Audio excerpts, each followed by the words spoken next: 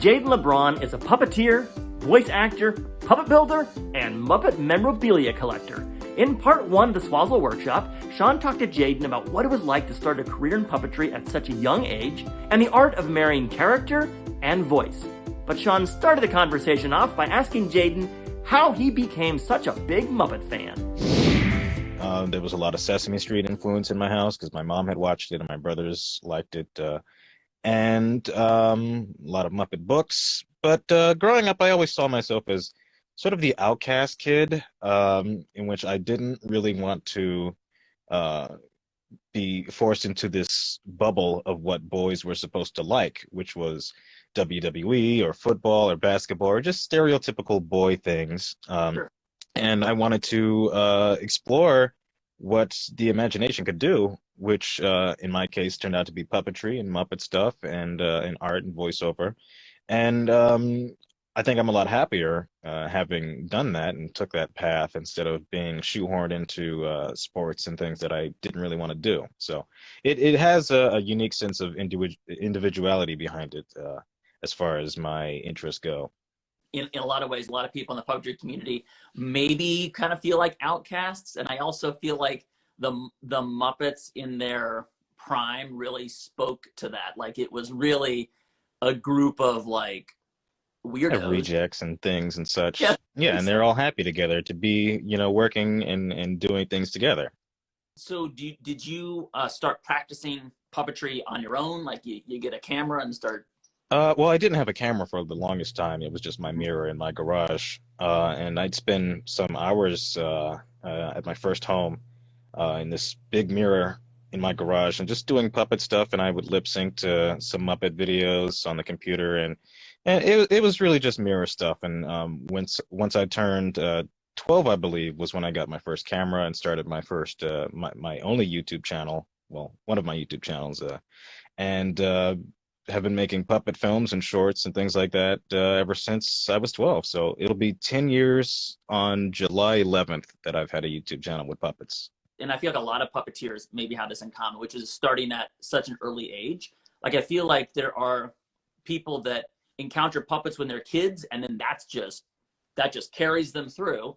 And then there are other people that start off doing maybe acting, and we've talked to other people that do other things first, and then they kind of fall into puppetry. Yeah, a lot of the people from Henson were improvers and comedians first. Mm-hmm. So talk to me about the experience of growing up, being a fan of all of this stuff, and then having an opportunity to actually do professional puppeteering. I mean, not everyone gets that chance. Growing up, it was certainly stigmatized, but I had a lot more encouragement from the adults in my life than I did people my own age, which usually it's, the other way around with generational gaps and such. But it was a sense of isolation that I had on the playground and at school that if I were to mention something that I liked, then it would result in bullying. And whenever I brought one of my Muppet toys to school, it'd be trashed or something, or stolen or whatever, or broken. The art teachers and such, and the people that knew Henson, maybe some personally, were the ones that encouraged me and pushed me forward and said, yeah, I've been in your shoes before. That's why I'm an art teacher now, or that's why I'm doing music. It stood out to me, so I'm going to help you, and hopefully I can be that to somebody else in a younger generation at some point, but definitely a lot more encouragement from older people. Being a kid can be tough. I even remember, being 13, and when I was in junior high school, that's when Jim Henson died, and I remember my brother and I like crying in the hallway, and other kids walking by like not fully understanding what is it that we were going through, because we had this our hero of ours was taken from us, is what it felt like. And it was our art teacher, Audrey Brown, who got us involved in a art project that still is hanging in my parents' house, and it's a picture of all of the Muppets crying and waving goodbye to Jim Henson. Oh, that's wonderful. And I feel like when you say that sometimes the kids don't understand, especially if you stand out, if you're someone different. And I still think that's what, those prime Muppet projects speak to. I think that's the universality of the Muppets, especially of that. I'm thinking of a particular era of Muppets for me personally, but it's interesting now because you have now found a community where what you do isn't weird. Yeah. It's like, no, you have to do it more, and you got to be better at it. And what an amazing change of fortune that is. But you didn't get there automatically. I mean, it took a lot of work. Like I hear you saying that you're working in front of the mirror and you're, doing all this kind of stuff. If you want to get to a level of proficiency where you can feel like, okay, I'm on set and I can hold my own. Like, what does it take to get to that level of proficiency from your experience? I underestimated, in my own personal experience, how integral monitors are. I didn't have a monitor at my house. So when we were workshopping with Henson, and I was only 16 when I was brought in, I didn't have a monitor. It was just my mirror, or I would attach a mirror to the back of my camera, or I'd flip my camera out so that I had the little screen and I just squint and have a puppet about 6 feet apart and just assume my head was down. But with monitors, everything is flipped. So when you go that way, it's like that. Yeah. And that was something I had to catch up on. I think subtlety was a lot more important than I thought. When we were practicing for Happy Time, I forget which character I was doing, but I was an assist for one of the arms, and I was having the arm do all sorts of waves and crap that I shouldn't have been doing. And I think it was Ted Michaels that looked over to me and said, "You're doing a lot more than you need to be doing it." So I took that to heart and made it a bit quieter. So certainly subtlety is another thing to keep mind of. Practice definitely goes a long way towards anything that you're trying to excel in. I've been doing professional puppetry for a few years now, but I started when I was 6, and practice was definitely important. Proper practice, that is, not necessarily mirror stuff. And really just encouraging yourself and trying something new each day, and definitely study different kinds of puppetry is going to help you. Ronnie Burkett does wonderful marionette stuff. Maybe Shannon does all sorts of different latex foam stuff if you want to look at some of his work. And yeah, definitely take inspiration from other angles and not just focus on one singular aspect. Now, you mentioned a YouTube channel. You made an epic tour de force YouTube during the quarantine. I feel like there were like hundreds of puppets in it, and it was all you doing all the characters. You maybe could speak to both of them. The idea of the skills that puppetry involves, if you'll let it. For example, you're having to do this compositing. You're having to come up with all these voices. You're building the puppets. You're performing the puppets. I mean, to me, that's one of the things that sort of excites me about puppetry. Is it includes so many disciplines. So I'd love to hear a little bit about how you take those variety of disciplines and put it into something like one of those YouTube projects. For the ones you're talking about, I think it requires a lot of brain power and imagining and pre-planning. There's one sequence in the pandemic video, which I did almost a year ago to this day, where there's a street, there's a panning of the street, and the camera's going down the street. We have all the characters dancing in one continuous long shot. So that required knowing which characters are further back and further front, how long they need to be puppeteered for before I can drop, where to pace the music so that they're dancing on key, and how to light them as well. Certain characters have to be lit from a different angle if the camera is moving, and a lot of tracking involved. So a lot of thinking goes into that, and unfortunately, it took longer than I thought to make. But I think the results were quite pretty for that. Yeah, it's striking, and you can sort of lose track of the fact that one person is doing all this. There was, I think, one shot at the end of the opening number that has maybe 25, 30 characters, and they're all holding a high note, and then that's all me. And it was so difficult to sync them up together and to place them in the shot and light them accordingly. And then at the very end of the shot, it starts raining.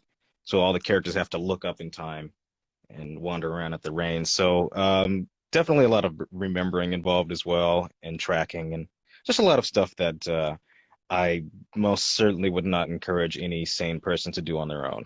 Now, one thing that I've been very interested to talk to you about is your voice work.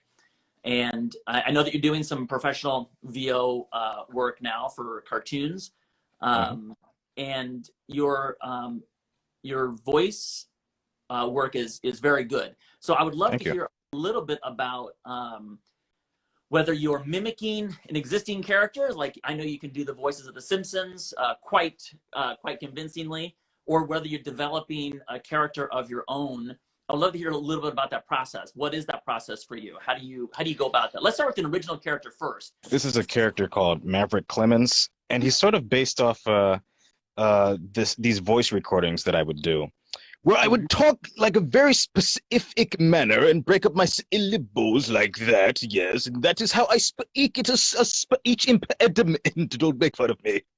And it's not based on anyone specific, but more of this verbal tick that I would do just for jokes to make a word sound funnier. I actually run a dinosaur park. It's similar to Jurassic Park without the copyright lawsuits. It is called Triassic Park. I run my dinosaurs there. It's a lovely little park I have.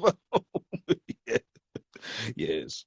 I think I'm getting is this particular characterization, you're kind of launching off of a speech pattern. Like that's something that people can actually do it at home. You know, what would be a unique speech pattern, and then how you would kind of launch that into an essentially a new character.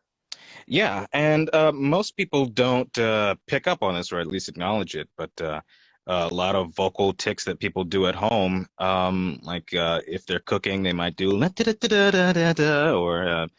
if they're cleaning, it's you know, and things that sort of subconsciously exist within ourselves that we don't notice unless somebody points it out. Like, hey, you make a weird noise whenever you do this. So, you know, if you build upon that, you can find a voice within that. Even when you yawn, it's, and you can make a voice like, hello there. Why, it's nice to meet you there. And just all sorts of different ways that you can find your voice in that. What is your approach when you're doing voices of established characters? Like, for example, your Simpsons characters. How do you, I mean, first of all, I know you're still pretty young, but when you were a kid, did you always do voices? Is this a thing that you did? Yeah. Well, for one, since I've been doing videos since I was 12 or so, and I was really the only cast member that I had, it was a matter of how can I possibly make each character in a scene sound different, and to disguise the fact that it was all one person. So I learned pretty quickly how to distinguish my voice from listening to teachers and people on TV. I think Obama was the first voice I learned to do, and really just people in my life had to mimic them a lot. But as far as Simpsons go, and other characters that I imitate, it's a matter of finding where the voice lives in the throat, and especially when mimicking multiple actors within the same show, it's a matter of where does this person's voice sit in the throat versus, say, this person's voice and this person's voice and this person's voice. And it's just a wide spectrum of where to find the voice. So if you were to do Homer, then you can't do it in the same octave as you would do a character that's not voiced by him, if that makes sense. It does. Now, when you talk about the specific voice placement, are there some general like voice placement areas that you find you kind of return to? Yeah, and I can use The Simpsons as a prime example of that. So if you were to do the Harry Shearer characters, and that's Mr. Burns, Flanders, Skinner, and Smithers, and all sorts of other characters, they rest within the nose, I'd say. So Mr. Burns is way up here, so as if you're smelling a nice cream pie. Or if you were to do his assistant Smithers, that's as if you were pinching your nose. So you gotta sort of talk like that, way up there, up in the nasal cavity. You can kind of feel it behind your nose, sir. Or if you were to do a Mr. Skinner, he's sort of way down there, but still up there in the nose. Oh, no, I said steamed hams. And then as for Homer, he's more of a throaty voice down here, and you can physically feel your Adam's apple drop when you do Homer. So I should have talked like that. Donuts. Oh, baby. Is this really how I talk, Marge? Why didn't you let me know? And if you were to do, say, the Hank Azaria characters, which are Mo, Kirk Van Houten, and so many other characters, that requires a lot of rasp, which is way in the back of the throat.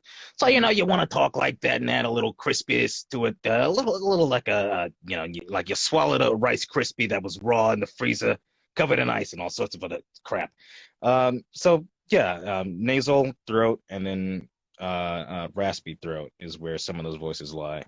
What I noticed that was interesting is that as you were doing the voices of those different actors, it seems like each of the actors have their own like regions that they tend to favor.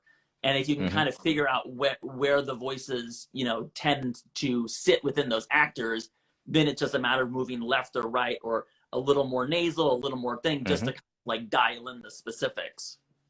Right. And you can go through so many different characters just by tweaking it just ever so slightly lower. So if I were to start like this, I could have a little old lady like that, and then I could bring it down just a little bit, and now I have a little old evil old lady like that. And then I bring that down just a little bit more, now I have perhaps a fancy waiter right here. And then I bring that down just a little bit more, now I have the concierge. Why, yes, your room is right down here.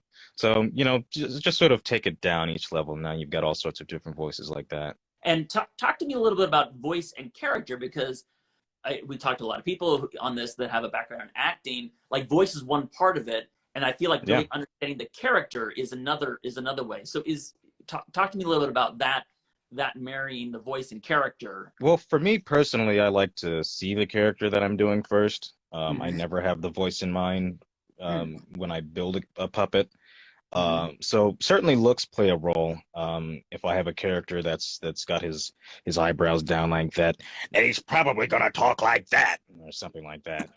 You wouldn't want it to have a voice like that. Why, that just doesn't match. So looks is one of them. How the character is written is certainly another way that you could do it. If you were to have some kind of mob boss that had his wife and family killed, then he's not going to talk like that now, is he? So he'll probably. However, I don't know. I guess like that. Yeah, you could, depending on how it's written, but it'd be funny. But it's sometimes stereotypes in terms of voices are applicable. But most of the time, it kind of has to match the tone of how the character's written, and their backstory. And oftentimes it's left down to the actor to determine, what did this character eat? Or what did this character do last week? Or what pisses this character off? Things like that. And if you just go at it line by line without those background elements, then you sort of miss the depth of the character and where their voice lies and the emotions of them. And I guess that's really important. In part 2 of the Swazzle Lunch Break, Sean talks to Jayden about his future projects and that one Muppet collector's item that he can't get his hands on. Please like and subscribe, and we'll see you next time on the Swazzle Lunch Break.